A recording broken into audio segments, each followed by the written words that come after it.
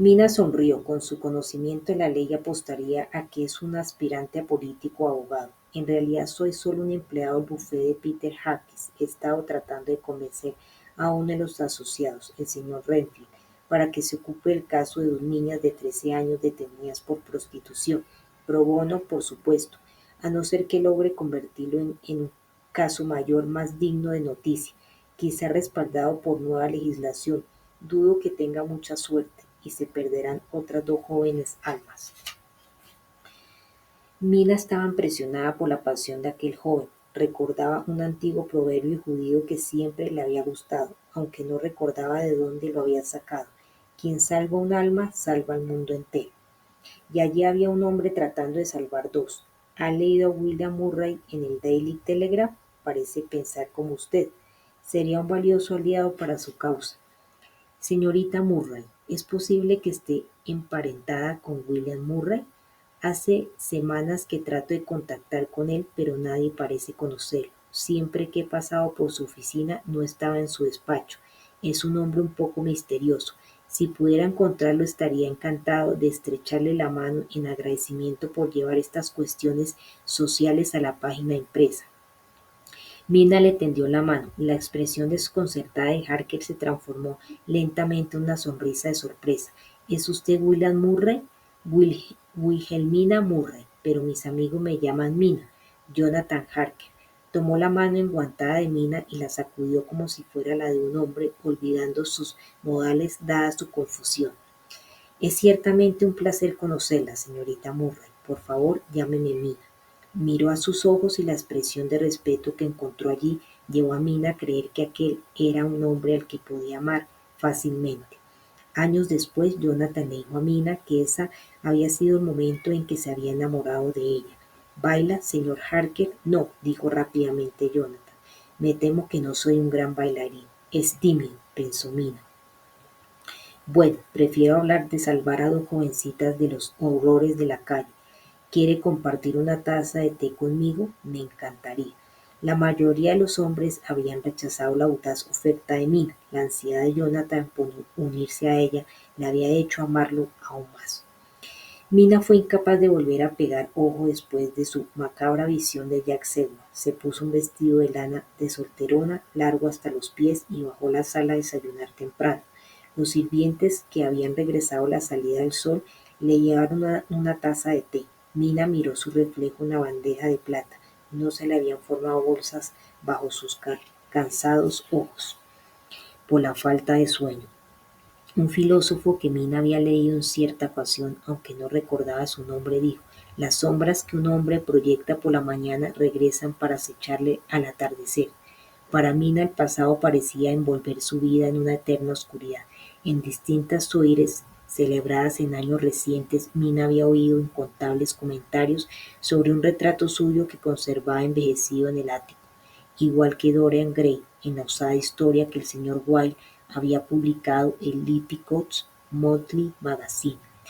Para el pobre Jonathan no era una cuestión de risa, sino más bien un recordatorio constante de la traición de Mina. Veía cuánto despreciaba mirarla, por más que ella trataba de complacerlo vistiéndose con un estilo más maduro de lo que aparentaba. Sin embargo, su aspecto juvenil brillaba incluso con ropa de anciana. Jonathan tenía ya 50 años, pero aparentaba 10 años más. Mina comprendía cuánto había sufrido y por qué bebía. Nunca pudo conocer la verdadera intensidad del horror que él había soportado durante su cautiverio en aquel castillo tantos años atrás.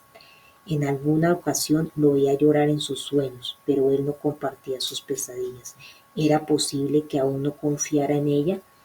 Jonathan evitaba estar en casa con ella tanto como era posible, pero esta última ausencia era desmesurada en relación a lo habitual. Nunca había estado lejos tantos días sin decir ni una palabra de a dónde había ido. Manning colocó las ediciones matinales del Daily Telegraph y del Times delante de Mina, y ella se dispuso a leer. Se sintió aliviada al distraerse de su terrorífica noche cuando leyó el titular de un aviador francés llamado Henry Salmet, que había establecido un nuevo récord mundial al volar sin escalas entre Londres y París en menos de 3 horas. Mina se maravilló por el ingenio sin límite del hombre y se preguntó cuánto tiempo pasaría antes de que los logros de una mujer adornaran la primera página de cualquier periódico. A las 10:15, Jonathan entró en la habitación sin afeitar, con resaca y vestido con un traje de mezclilla gris que estaba tan arrugado como su frente. Con un gran bostezo se derrumbó en su sillón. Buenos días, Jonathan. Con los ojos inyectados en sangre, Jonathan Harker trató de enfocar a su mujer. Buenos días, Wilhelmina. Todo era tan cordial como de costumbre, lo cual a su manera era más desgarrador que la ira. Manning regresó a la sala. Colocó discretamente una tetera nueva y una cesta con pan fresco en la mesa auxiliar y cerró la puerta en silencio tras de sí. A lo largo de los años que llevaba trabajando para los Harker, se había acostumbrado al problemático matrimonio y sabía discernir, sentir sus sutiles tensiones. El sonido de la puerta cerrándose hizo estremecer a Jonathan. Trató de equilibrarse en la silla. ¿Aún estás borracho? Jonathan levantó la mirada hacia Mina como si le sorprendiera que ella siguiera allí. Alargó la mano hacia el té. Dios, eso espero. ¿Dónde pasaste estas noches últimas? ¿En un callejón con una de tus señoritas? No fue en un callejón, eso te lo puedo asegurar, dijo, sirviéndose el té con mano temblorosa. ¿Por qué te has vuelto tan cruel? Jonathan levantó su taza como para brindar. El mundo es cruel, querida. Yo solo soy un reflejo de él. Se estaba mofando de ella y del juvenil reflejo que proyectaba en un espejo. Entonces piensa en esto, dijo Mina armándose de valor. Nuestro matrimonio quizá no sea todo lo que esperábamos. Puede que incluso durmamos en camas separadas, pero a veces aún te necesito aquí. Olvidas, señora Harker, que yo también te necesité una vez. Mina se mordió el labio inferior. He vuelto a tener visiones. ¿Sueños de él? Jonathan cogió el Times. No eran sueños, era diferente. Creo que tú quieres tener esos sueños, Mina, que en lo más profundo de ti aún lo deseas y le guardas una pasión que nunca pude saciar. Pasión, tambaleándose de rabia, Mina enderezó la espalda como una cobra lista para atacar. Mira, espera un momento. ¿Por qué? Le interrumpió Jonathan. Porque siempre ha de interponerse entre nosotros. Mina, invadiendo nuestro matrimonio como un cáncer. Eres tú, Jonathan, no yo, quien lo pone entre nosotros. Yo te elegí a ti. Jonathan se volvió lentamente y la miró con tanta nostalgia que ella pensó por primera vez que realmente había escuchado sus palabras. Oh, mi querida Mina, aún tan hermosa y joven como el día que te conocí. Por eso pronuncia su nombre por la noche, porque me amas tanto. A Mina se le cayó el alma a los pies. ¿Cuánto tiempo más continuarás castigándome por mis errores? Solo era una jovencita alocada. No pude ver el monstruo detrás de la máscara. ¿Qué te hizo? Mientras yo envejezco tú. Hizo un gesto señalando su cuerpo juvenil. Negó con la cabeza con desesperación y dio un sorbo al té. La pasión, el fuego, la preocupación por los demás, todo se había ahogado en litros de whisky. El hombre al que miraba en ese momento había matado a su marido, al amor de su vida. Detestaba ese despojo que tenía delante. No había nada en él que se pareciera al hombre del que se había enamorado. Si ese era el juego al que quería jugar, que así fuera, ocultando sus emociones tras una máscara anodina de educación. Mina se sentó y se obligó a volver a contenerse en el periódico.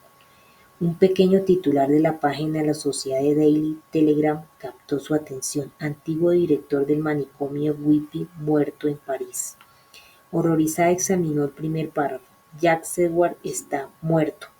¿Qué estás diciendo? Mi visión de anoche, la muerte de Jack, gritó Mina. Golpeó el periódico en la mesa delante de su marido. Esto no es una coincidencia. Apareció una luz en los ojos de Jonathan mientras intentaba reprimir su aturdimiento alcohólico. Que Dios dé descanso a su alma inquieta, dijo, casi dando una impresión de lucidez. Bajó la mirada para leer todo el artículo. Cuando volvió a levantar la cabeza, una pregunta no pronunciada flotaba entre ellos. ¿Ha vuelto para vengarse? Jonathan se quedó un momento sentado en silencio, como si estuviera tomando una decisión. Bajó los hombros y su mente volvió a sumirse en el vacío. Le devolvió el periódico a Mina. Atropellado por un carruaje, dicen que fue un accidente. Tocó la línea con el dedo para remarcar lo dicho. La furia encendió a Mina. Te has convertido en un viejo borracho, ciego y estúpido, Jonathan. Lamentó haberlo dicho en el momento en que lo hizo. Estaba tratando de provocarlo para que actuara, pero su severidad solo hirió a aquel hombre frágil. Envidio a Jack, susurró Jonathan, con las lágrimas agolpándose en sus ojos cansados. Su dolor ha terminado al fin. Se levantó y se dirigió a la puerta. Mina volvió a sentir el escalofrío. Sus visiones eran reales. El futuro le deparaba algo terrible y sabía que esta vez tendría que afrontarlo sola. Presa del pánico, Mina persiguió a Jonathan y lo alcanzó en las escaleras que daban al jardín. Lo siento, Jonathan, te amo, siempre lo haré. ¿Cuántas veces tengo que repetirlo? Jonathan no miró atrás al subirse al automóvil y ponerse las gafas sobre los ojos.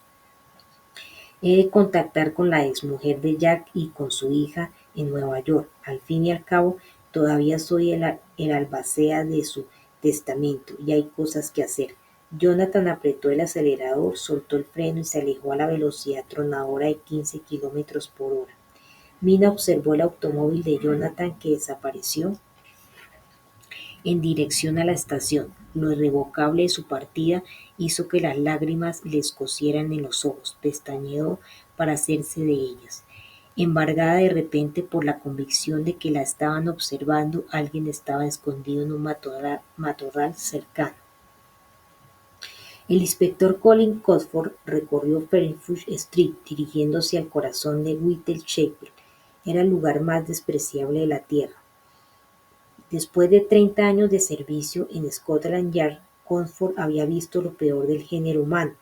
Ya no creía en nociones del cielo y el infierno que le habían enseñado de niño. Había visto el infierno en la tierra, y el Whitechapel, uno de los barrios más pobres del East End de Londres, lo era. Sus fábricas atraían a los desposeídos que llegaban con la esperanza de encontrar trabajo, pero había más gente que empleos, lo cual daba como resultado pobreza extrema y superpoblación. Todo el barrio emanaba un olor característico, una mezcla de excrementos, suciedad y carne podrida. Cosford trató de no respirar por la nariz mientras caminaba por Commercial Street, en un intento de evitar ese hedor nauseabundo. Era temprano, estaba amaneciendo y los vendedores comenzaban a mover sus carros de fruta, leche y agua hacia Covent Garden.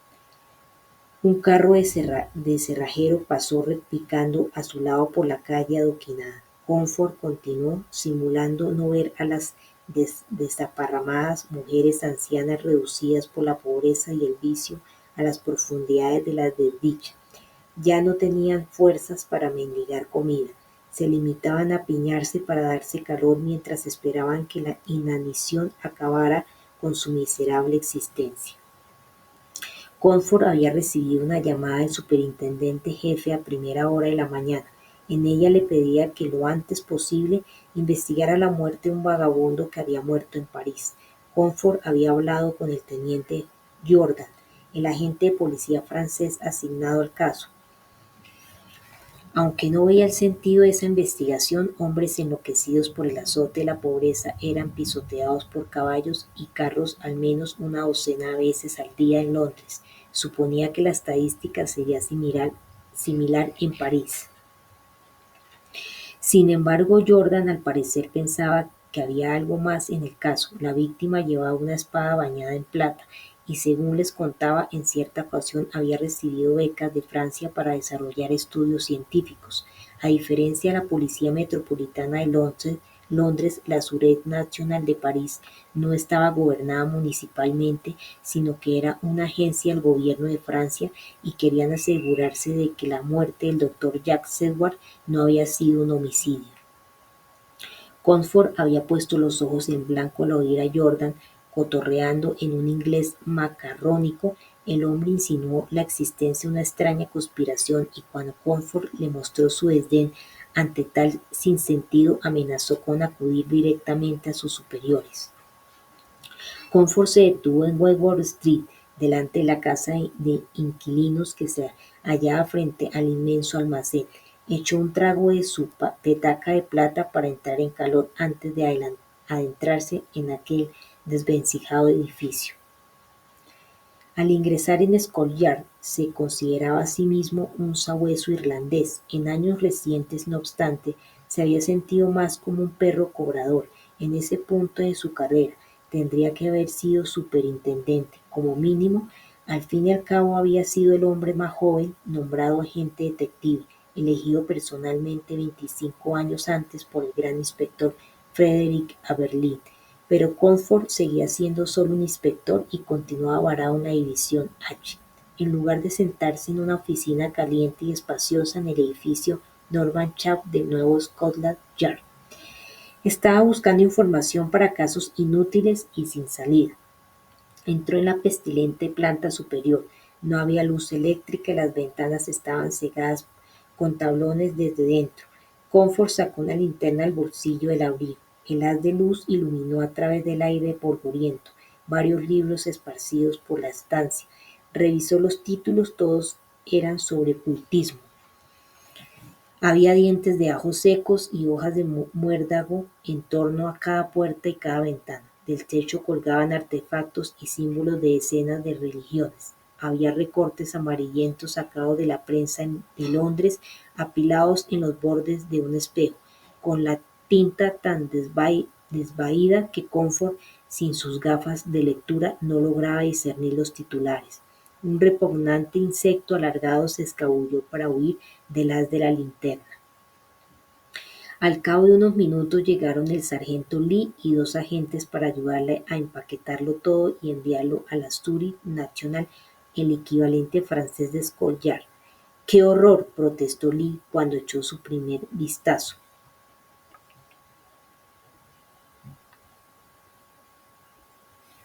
Comfort no estaba seguro de si el comentario se refería al estado de la estancia o a la desalentadora tarea que les esperaba. Como resultado de su extraordinaria altura, Lee no paraba de golpearse la cabeza con los diversos artefactos, haciendo que estos oscilaran como en una parodia espectral del espumillón de Navidad.